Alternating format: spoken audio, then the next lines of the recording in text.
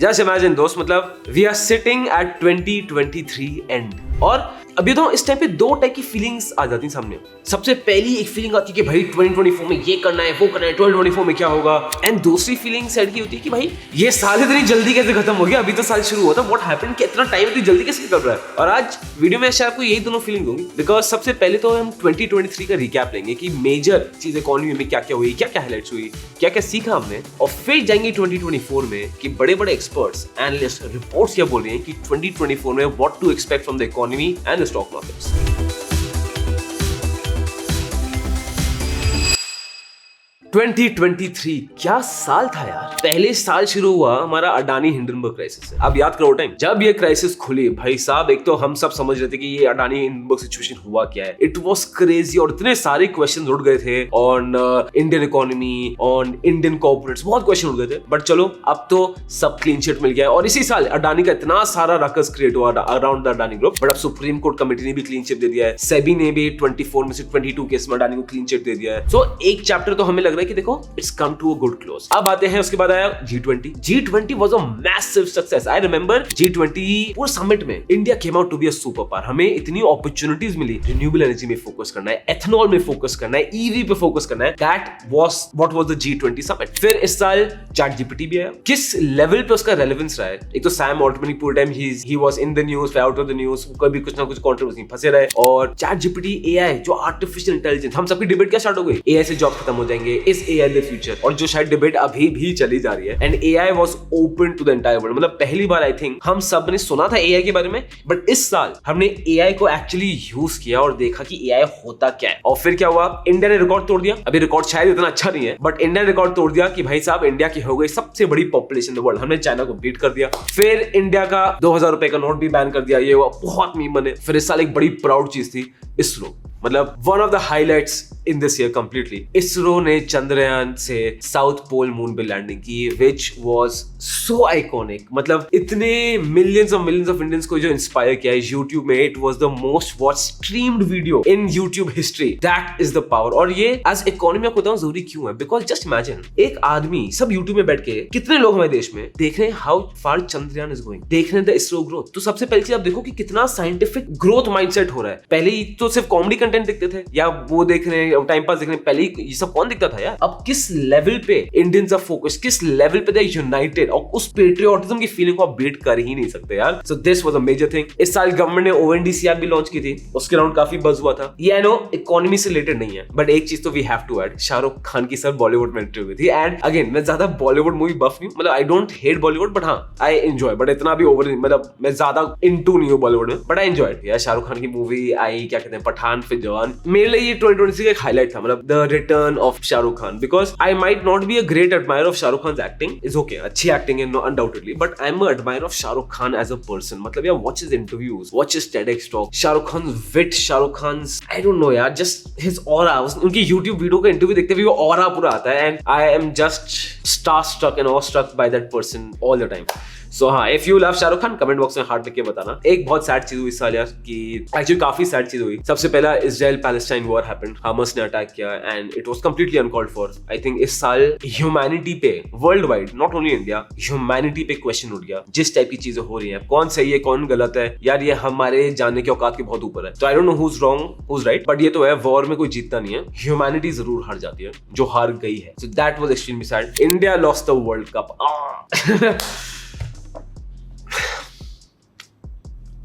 मतलब अगर आप देख रहे हो मेरा कंटेंट, आप जानते हो मुझे पर्सनली, या फिर गोला का कंटेंट देखते हो, तो आपको मैं ज्यादा क्रिकेट फॉलोइंग करता हूं। मैं एकदम hard and out and out football supporter हूं। I enjoy football lot, but seeing India lose is never a good feeling and that was very disappointing. उसके बाद IPOs की बात करते हैं। इस साल भाई क्या धमासान IPOs आए। सबसे पहला तो टाटा टेक का IPO, 20 साल से मैं सुन रहा हूं टाटा टेक का IPO आएगा, टाटा टेक का IPO आएगा। फाइनली टाटा टेक का IPO आया, इट एक्सीडेड एवरीवनस एक्सपेक्टेशन, भाई साहब फाड़ दिया। देन मामा अर्थ का IPO आ गया, फ्लेयर का IPO आया, REDA का IPO आया, मैनकाइंड का IPO आया। एंड मतलब इन टोटलिटी अब तक जब मैं वीडियो रिकॉर्ड कर रहा हूं, आई थिंक 50, 50, 51 IPOs ऑलरेडी आ चुके हैं, और साल के एंड तक हो सकता है कि 5-6 5-6 और आ जाए। तो जस्ट इमेजिन, मतलब if we cross 54 IPOs in this year, मतलब हर हफ्ते हमारे देश में एक IPO रिलीज हुआ है उस फ्रीक्वेंसी में, it itself speaks about the growth of the economy. And एक बार ना निफ्टी का ग्राफ देखते हैं 2023 का, आ जाओ। तो ये ग्राफ मेरे सामने पूरा खुल गया है and I really want you to focus on this graph. जब ये साल शुरू हुआ था तो हर जगह क्या था, bear run bear run bear run, बर्बाद हो गए, दुनिया खत्म हो गई। ये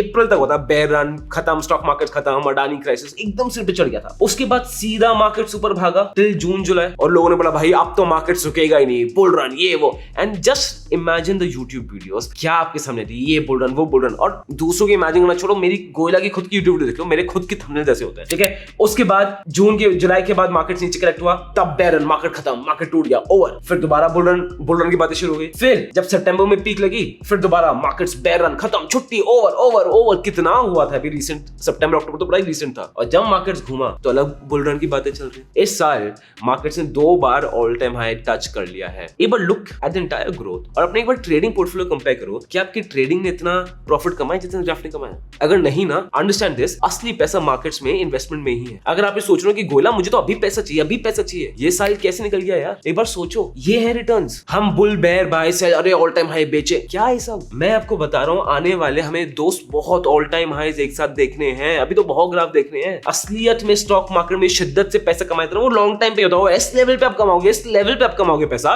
कि सर क्या बताओ यार। मतलब you take some of the biggest investors as example. इस साल एक रेजोल्यूशन बना लो, हर हफ्ते घंटा 1.5 घंटा मुझे दे दो, just watch my free YouTube videos content. आप खुद देखो कि साल भर में आप किधर पहुंच जाओगे यार, किधर। मैं आपका माइंडसेट ठीक कर दूंगा, आपको फैक्ट से भर दूंगा, डेटा से भर दूंगा। जो आपके अंदर सेल्फ डाउट है कि भाई मैं लॉन्ग टर्म इन्वेस्टर नहीं हूं, अरे भाई मुझे म्यूचुअल पैसे, अरे भाई मैं ट्रेडर हूं, ये जो भी चल रहा है ना आपके दिमाग में, उसको मैं पूरा ठीक कर दूंगा। आपको मैं फोकस लेके आऊंगा। ये ना गोयला का प्रॉमिस है। आपकी रिस्पॉन्सिबिलिटी सिर्फ एक, हर हफ्ते गोयला की सारी यूट्यूब वीडियोस पूरी देखना। लॉन्ग वीडियोस देखना, शॉर्ट वीडियोस नहीं देखनी, मत देखो, लॉन्ग वीडियोस सारी देखना। पूरी स्टॉक मार्केट दिक्कत ना आपको गोयला पूरा संभाल लेगा। ये गोयला और उसकी टीम का प्रॉमिस है। अब सर ये तो देखो बातें हो गई 2023 की, अब जाएंगे हम 2024 में। 2024 में रिपोर्ट्स जो आ रही है, एनालिस्ट जो आ रहे हैं, वो क्या बोल रहे हैं स्टॉक मार्केट्स के लिए, वो क्या बोल रहे हैं इकोनॉमी के लिए, अब वो जानते हैं। आ जाओ। सबसे पहली चीज आती है कि अभी भी भारत की ना जो जीडीपी फोरकास्ट है वो बहुत ज्यादा हेल्दी है। आई वुड से हेल्दी भी अंडरस्टेटमेंट है। According to reports it is super strong. मैं आपको रिपोर्ट बता रहा हूं ऑफ एशियन डेवलपमेंट बैंक, ठीक है,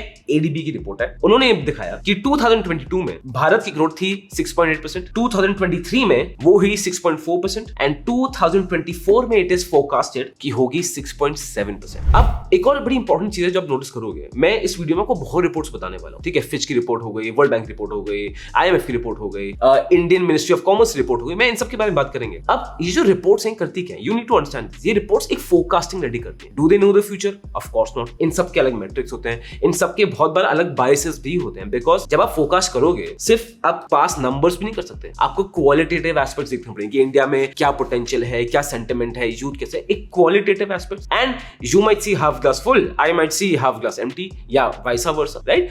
तो जब भी आप रिपोर्ट्स पढ़ोगे, इसका मतलब ये नहीं है कि ऐसा ही होगा कि 6.8% ही बढ़ेगा, एडीबी रिपोर्ट में ऐसा ही बढ़ेगा, ऐसा बिल्कुल भी नहीं है। बट हाँ, मेजॉरिटी ऑफ द रिपोर्ट्स अगर आपको एक सेम डायरेक्शन बता रही है ना, तो you can make an estimate कि हाँ बहुत ज्यादा हाई प्रोबेबिलिटी है कि जो रिपोर्ट्स बोल रही है वो इस डायरेक्शन पे ही जाएगा। जब आप रिपोर्ट्स पढ़ना शुरू करोगे तो कीप दिस इन माइंड, है ना, जो भी लिखा है वो एक प्योर आंसर नहीं है, जो भी लिखा है वो एकदम प्योर नहीं है कि बस वो ही सच होगा। इट्स अ फोरकास्ट, आपको एक आइडिया देता है एंड यू कैन अंडरस्टैंड वो किस लॉजिक पे बोल रहा है। एडीबी रिपोर्ट ये बोल रही है कि इंडिया की ऐसी ग्रोथ प्रेडिक्टेड क्यों है, बिकॉज यहाँ पे एक तो प्राइवेट कंजम्पशन बहुत है और प्राइवेट इन्वेस्टमेंट बहुत है, ठीक है। प्लस इसके ऊपर एडीबी बोलती है कि यार भारत में जो गवर्नमेंट पॉलिसीज है वो बड़ी स्ट्रांग है। भारत गवर्नमेंट पॉलिसीज लेके जो इनिशिएटिव है, जो गति शक्ति इनिशिएटिव है, जो लॉजिस्टिक्स डेवलपमेंट हो रहा है, जो इंडस्ट्रियल कॉरिडोर बन रहा है, जो मैन्युफैक्चरर्स को ईज मिल रही है, जिसके बारे में हम बहुत बात कर चुके हैं, उससे बहुत पुश मिल रहा है। मैं आपको सच बताऊं, सच ये है, I don't think I can attribute everything to the current government. ये सारी ग्रोथ सिर्फ करंट गवर्नमेंट पे नहीं है। And again listen to this, because जो करंट गवर्नमेंट ने मेजर निकाले थे ना, उसके ऊपर भारत ने आउट परफॉर्म किया यार। जो आरबीआई सोच रहा था जो होगा, उसके ऊपर भारत ने परफॉर्म कर दिया। So it is the young population of this country. ये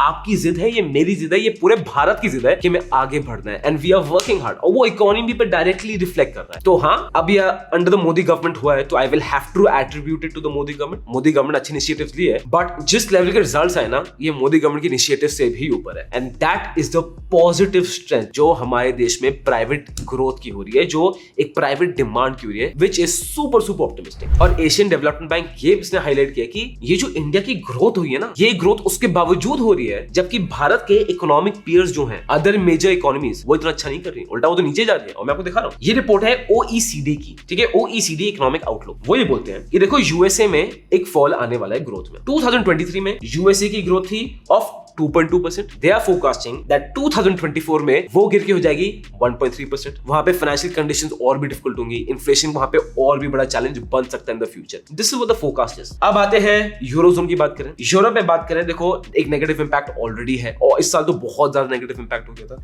इन्फ्लेशन का इशू है, उनकी वहां पे इनकम डिमिनिश हो रही है। मतलब वो जमाने गए दोस्त, जो होता था यूरोप में काम कर रहे हो, यूएस में काम कर रहे, बड़ी चीज, वो जमाने सर गए। तो 2023 में इनकी इकोनॉमिक ग्रोथ थी ऑफ 0.6% और वो रिपोर्ट्स बोल रही है कि वो इतना डाउन हिट करके थोड़ा ऊपर जाएंगे। 2024 में इनकी ग्रोथ होगी ऑफ 1.1%। ये बात करें चाइना की, China is in a very bad situation. China की 2023 में ग्रोथ थी ऑफ 6.1% एंड 2024 में प्रेडिक्टेड होगी 4.6%। क्यों बोल रहे हैं? चाइना की डोमेस्टिक डिमांड बहुत कम है, चाइना पे स्ट्रक्चरल इश्यूज आ रहे हैं एंड चाइना में real estate market is taking a major hit. एक बार ना आप पढ़ना इस वीडियो के बाद चाइना रियल एस्टेट मार्केट में। मैंने वीडियो बनाई नहीं है but I am sure YouTube में आपको अच्छा कंटेंट मिलेगा, थोड़ा पढ़ना, आपको और मजा आएगा। अब इंडिया में वापस आते हैं और let me tell you other organisations India के बारे में क्या क्या बोल रहे हैं। ये एक इकोनॉमिक रिव्यू रिपोर्ट आई थी फ्रॉम द फाइनेंस मिनिस्ट्री, ठीक है। वो ये बोल रहे हैं कि देखो यार, भारत में क्या एडवांटेज है। एक तो इन्वेस्टमेंट डिमांड है, जो एशियन डेवलपमेंट बैंक की रिपोर्ट में भी कवर था, ठीक है।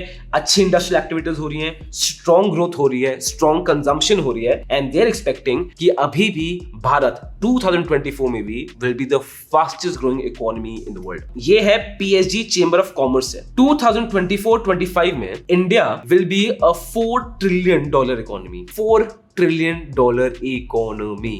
मतलब सबने बहुत मजाक उड़ाया था, ठीक है, जब हमारी मोदी गवर्नमेंट ने बोला था कि we will become a $5 trillion economy, ये होगा वो होगा, सबने अच्छे से मजे लिए थे, इसके मजाक उड़ाया था। एंड हाँ, 2025 तक शायद हम वहां पहुंच जाए। मतलब यार, we are forecasted to reach a $4 trillion economy. I don't know if not to be proud by this और व्हाट टू डू। मतलब we are blessed to be in this country दोस्त। थैंकफुल हो जाए इस देश में पैदा हो गए यार, बस ये तो भगवान की कृपा थी। को अच्छे कर्म किए हैं हम लोगों ने पहले कि इस देश में पैदा हो गए, ठीक है। So that's great. वो रिपोर्ट ये भी बोलती है कि जो पर कैपिटल नॉमिनल जीडीपी है वो हो जाएगी $2800 की, विच इज ऑल्सो डिसेंट। अब आ जाते हैं IMF की रिपोर्ट में। अब जैसे आपको याद होगा, मैंने इस रिपोर्ट को बहुत बार कवर किया था इस चैनल पे कि वो बोल रहे हैं that by 2027 we will become the third largest economy in the world if we cross $5 trillion economy. तो PSG चेंबर ऑफ कॉमर्स बता रहे हैं कि अगले साल हम $4 ट्रिलियन इकोनॉमी बन जाएंगे और अगर उस प्रोजेक्शन में चलते गए तो 2027 तक we ideally should become a $5 trillion economy. When that happens, जो IMF बोल रहा है उनके हिसाब से होगा, India will become the third largest economy in the world and bye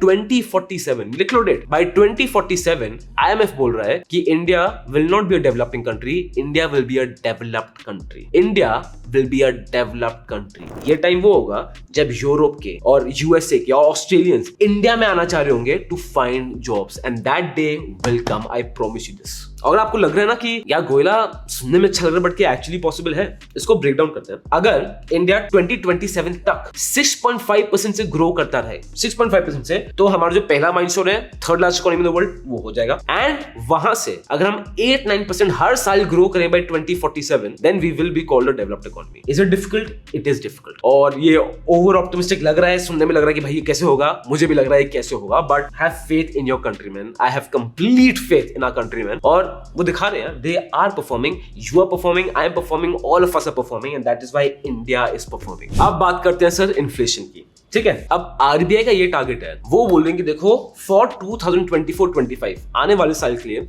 हमारा इन्फ्लेशन टारगेट है 4%। एंड अगेन RBI के गवर्नर ने, शक्तिकांता दास सर ने ये बोला है कि मैं दोबारा बता रहा हूं, हमारा इन्फ्लेशन का टारगेट 2 to 6% नहीं है, our target for this year is 4%. It's emphatically reiterated that the inflation target is 4% and not 2 to 6%.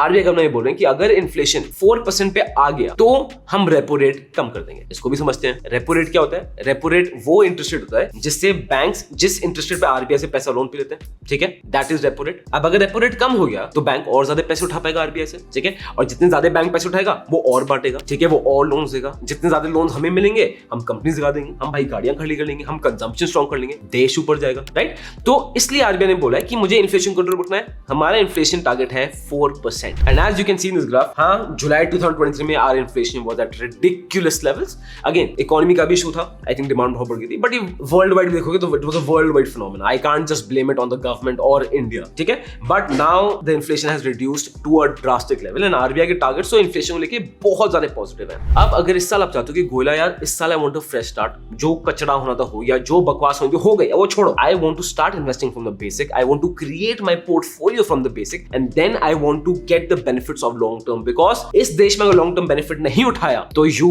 are missing out on every single thing. ये मैं नहीं, ये आपको रिपोर्ट्स बता रही है. इसके लिए मेरा एक पूरा सेशन है इन्वेस्टर इनिशिएशन प्रोग्राम जहां मैं आपको स्टॉक मार्केट सिखाता हूं from the very very basic और आपको मैं उसमें इतना क्लियर कर दूंगा ना, सब लॉजिकली आपको समझाऊंगा. मास्टर क्लास का लिंक डिस्क्रिप्शन में है एंड इफ यू फील कि मुझे जरूरत नहीं है, I am good, please genuinely please forward this master class, gift this master class pass to someone, your friend, your family, जिसको आप चाहते हो इन्वेस्टमेंट शुरू करे. दोस्त वो ना आने वाले 5-6 सालों में आपके कदम छुएगा. The blessings you will do on him by gifting this master class to him because आपका गोयला विल मेक श्योर वो इन्वेस्टमेंट शुरू करे. अब आ जाते हैं सर एक्सपोर्ट्स में. अब कोई भी अच्छा देश क्या देश होता है जहां पे ट्रेड डेफिसिट ना. ट्रेड डेफिसिट वो होता है कि बेसिकली अगर मेरे देश में मैं इंपोर्ट ज्यादा कर रहा हूं, एक्सपोर्ट कर रहा हूं कम, तो क्या हुआ ट्रेड डेफिसिट. अगर इसी कंट्री में मैं एक्सपोर्ट ज्यादा कर रहा हूं, इंपोर्ट कम कर रहा हूं, मैं ट्रेड पॉजिटिव हो जाऊंगा. अब भारत ना हमेशा ट्रेड डेफिसिट में ही रहता है because the thing is oil, crude oil हमारा बहुत बड़ा इंपोर्ट है विच आई फील बाय 2030 बहुत कंट्रोल में आ जाएगा because Bharat is very focused on renewable energy. By the way renewable energy stocks में प्लीज ध्यान देना. Renewable energy sector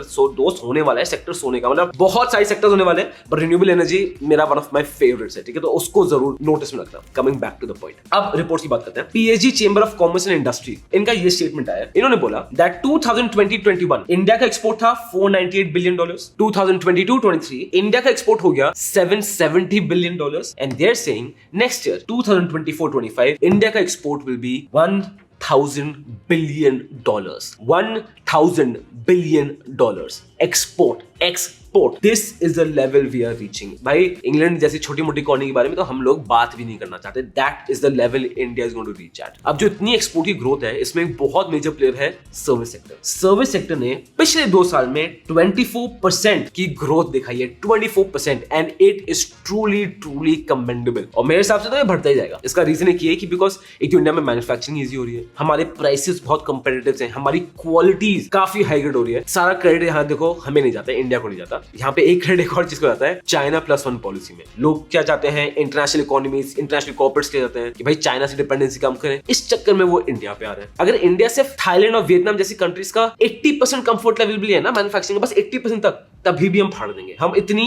easy situation में बैठे हैं and with the current government initiatives लग रहा है यार इजीली पॉसिबल है. अब आ जाते हैं सर ऑयल पे. ठीक है, ये ऑयल का मैटर बड़ा महंगा पड़ने वाला है भारत को स्पेसिफिकली बिकॉज हमारा इंपोर्ट ऑयल का इतना ज्यादा है. अब अगर आप ऑयल के देखोगे तो इट इज एक्सपेक्टेड कि यार ऑयल की प्राइस बढ़ सकती है. मैं आपको रिपोर्ट बता रहा हूं बाय फिच. ये फिच ने सितंबर को रिपोर्ट दी थी. उन्होंने बोला कि यार देखो अगर सब कुछ नॉर्मल चला तो 2024 में ऑयल की प्राइस होगी $75 पर बैरल एंड 2025 में हो जाएगी $70 पर barrel. So it is saying this is good. But अगर मिडिल ईस्टर्न क्राइसिस चलती गई, अगर इजराइल हमास और खराब हो गया, जो if I see the current news लग रहा है that I don't think it is going to stop and ये अनफॉर्चुनेटली वर्स होता जाएगा. एंड अगर बहुत जियोपॉलिटिशियंस को आप सुनोगे तो ये भी बोलेंगे कि दूसरी countries will now start participating in this war which is going to be horrific. मतलब भगवान से मैं कृपा करो हनुमान जी जैसा ना हो जाए because really hope this war ends. But geopoliticians तो ऐसा बोल नहीं रहे. फिच रिपोर्ट ये बोल रही है कि अगर ये वॉर बढ़ती गई तो 2024 में one oil will cost $120 a barrel and 2025 में ये कॉस्ट जाएगी $100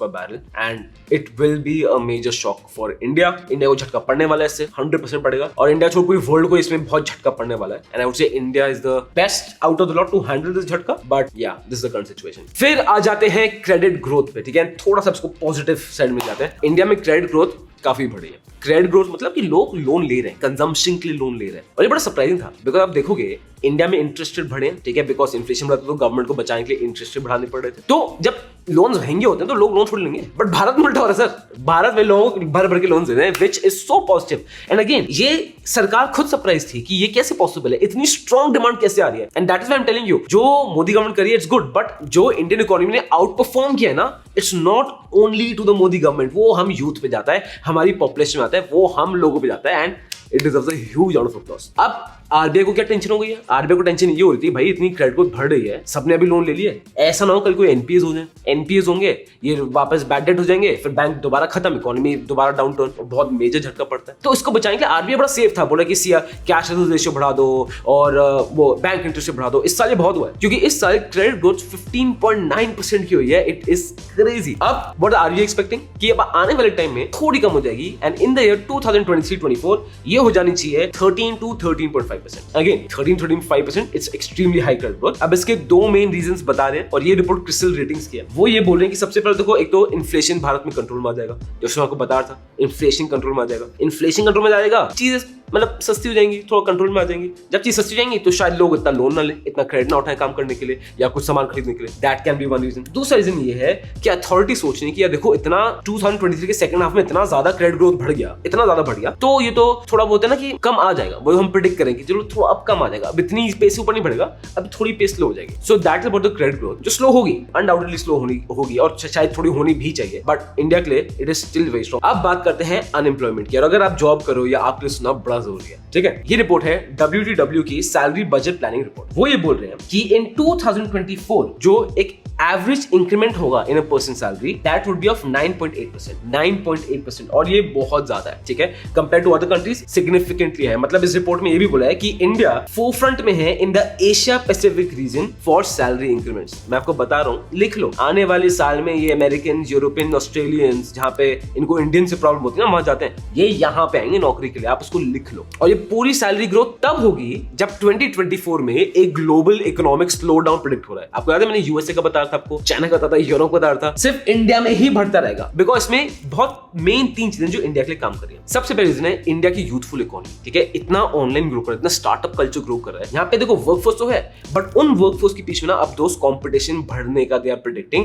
companies will have to fight for your their team, they will have to fight for their employees, और वो बोल रहे हैं इस चक्कर में employees will get the benefit of it. Second reason आता है कि वो बोल रहे हैं कि majority of the new upcoming companies in India वो सब टेक कंपनीज हैं, और टेक कंपनी का जो एम्प्लॉय पूल है वो छोटा है, वो ज्यादा नहीं है, तो people are going to lynch for those people and of course उन लोगों को बेनिफिट मिलेगा। तो अगर आप उस एरिया में काम करो तो रेडी हो जाओ, इंक्रीमेंट मिलने के चांस ज्यादा है, वर्क हार्ड करना शुरू कर दो। एंड अगर आप सोचो क्या जॉब लें क्या नहीं ले, तो दोस्त आपको पता है technology sector is the sector for you, this is one of the booming sector. And third finally Indian government की पॉलिसीज, ये रिपोर्ट भी बोलेगी भाई साहब इंडियन गवर्नमेंट की पॉलिसी बहुत स्ट्रॉन्ग है, मेक इन इंडिया प्रोग्राम हो रहा है, they are helping the industries to grow, because of which they are expecting कि भाई जॉब एम्प्लॉयमेंट और भी बढ़ जाएगी। इन 2023 अनएम्प्लॉयमेंट रेट इंडिया में था 7.9%, 2024 में इट इज प्रेडिक्टेड कि अब नीचे आके आ जाएगा 7.5%, और 2025 में होगा 7.7%। इंडिया में ना प्रॉब्लम अपॉर्चुनिटीज की बिल्कुल भी नहीं है, अपॉर्चुनिटीज बहुत है, मतलब मैं जनरली बता रहा हूँ, I want to hire, right. Problem ये है people are not skilled enough, and इसका root cause है our education system, our skill development, which we really need to focus on। अगर भारत ने skill development में सर फोकस कर लिया ना, तो जो रिपोर्ट मैं आपको बता रहा था ना IMF की कि 2047 तक will be the developed economy, अगर skill development पे भाई साहब फोकस कर दिया इस सरकार ने, अगर लोगों को स्किल बना दिया, अगर लोगों को सेंस आ गया कि भाई इंटरनेट में जाके हमें टाइम पास नहीं करना है, हमें स्किल बनानी है, ठीक क्रिएटर्स को फॉलो करना है, अच्छा सीखना है, एम्प्लॉयबल होगा ना सर, आप लगा लो India has a potential to be a super only by 2040 itself. This content is only for education purposes. We do not provide any buy or sell recommendations. Please do your own research before making an investment decision. All the companies mentioned in the content have no association with us until mentioned otherwise in the video itself.